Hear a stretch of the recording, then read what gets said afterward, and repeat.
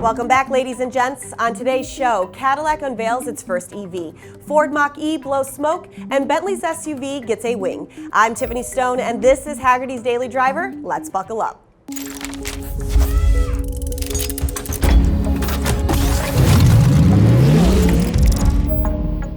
Last Thursday, Cadillac held a live stream event and finally debuted its long-awaited and much-teased EV crossover. Meet the Cadillac Lyriq. Now, the sporty crossover looks pretty close to the renderings we saw in January, and that's a good thing. Now, good looks get attention, but with an EV, the big topic is range. And the Lyriq's 100 kilowatt-hour battery should be good for over 300 miles. This is also the debut of GM's Ultium batteries, which work with level 2 or fast DC charging stations. Now, we don't have performance figures yet, but rear-wheel drive is standard, so kids can still do burnouts when they borrow it for prom. Other techie tricks include Super Cruise and remote self-parking. The inside looks like a big step forward for Cadillac as well. The dash is one giant 33-inch screen, and it comes with a 19-speaker stereo. Well done, Cadillac. And speaking of electric cars, if you were watching NASCAR on NBC last weekend, you might have seen this. The Ford Mustang Mach-E 1400.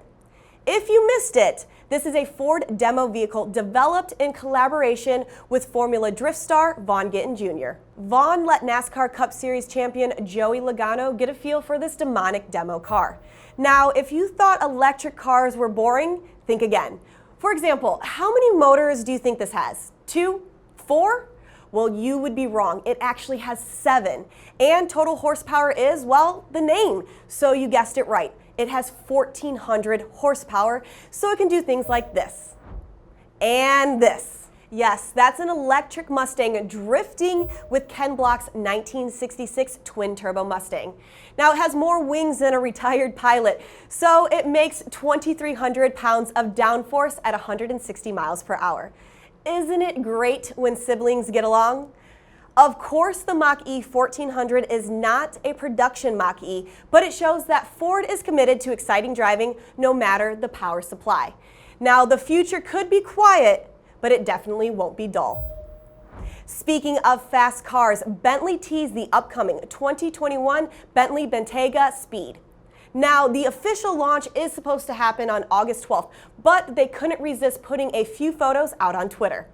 The photos show us a new rear spoiler that will make more downforce, perfect for high-speed sweepers near your local Gucci store. The front end gets a bit more aggressive looking as well, to clearly convey your superiority to other cars. And in a way you are, because under the hood is a W12 engine making an incredible 626 horsepower and 664 pound-feet of torque. That helps the Bentayga Speed reach 190 miles per hour, making it the fastest SUV on sale. Now, do you want one of these or 2 Jeep Trackhawks? You guys know which one I'm picking. Coming up, just how compact is a new compact pickup? But first, the Cadillac of tomorrow is here, the 1985 front-wheel drive DeVille's and Fleetwood. With room for 6, Cadillac comfort, Cadillac luxury and conveniences. Plus a whole new world of Cadillac performance. for a long time now, cars have gotten bigger with every generation. Buyers want more gadgets and more space, and that means bigger vehicles. 3/4 and full-size trucks in particular seem to take up more road than ever.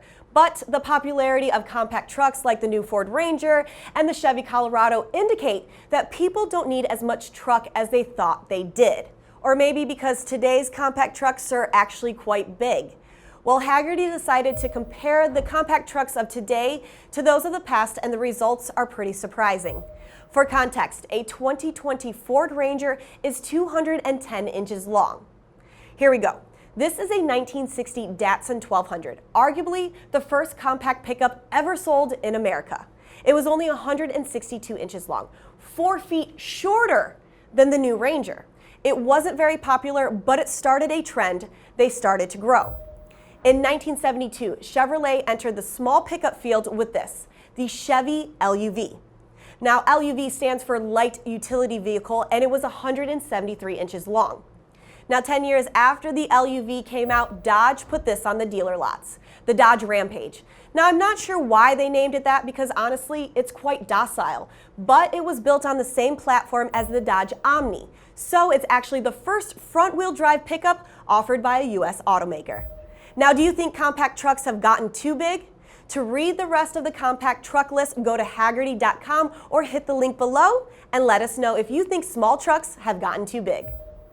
Well, that's all for today, but I'll be back tomorrow with more car news. But until then, keep driving.